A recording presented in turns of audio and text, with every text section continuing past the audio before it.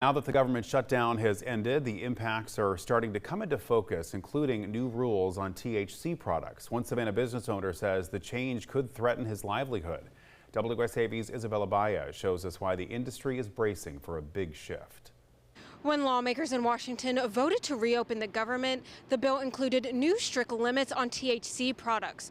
One local business owner says the measure affects 90% of his products, and he is not alone.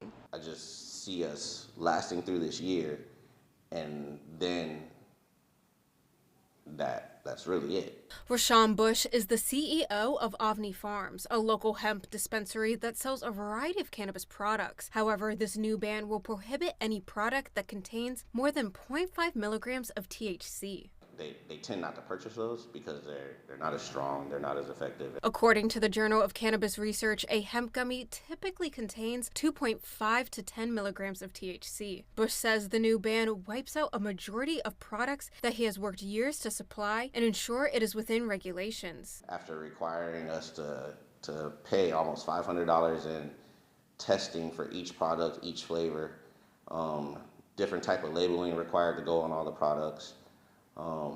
You jump through all these hoops, you spend all this money to be compliant for them to say, okay, well, you spent all this money, you jumped through these hoops, now we're just going to make everything illegal. He says his customers rely on these products for relief from things like back pain, insomnia, and anxiety. He worries that they'll look for other avenues to find the relief. There's a lot of people that'll be left without answers, without options, and the other options tend to be going to street dealers and buying things that they're not sure of what's in the product.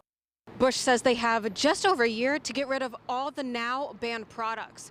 Reporting in Savannah, I'm Isabella Baez, WSAV News 3 on your side.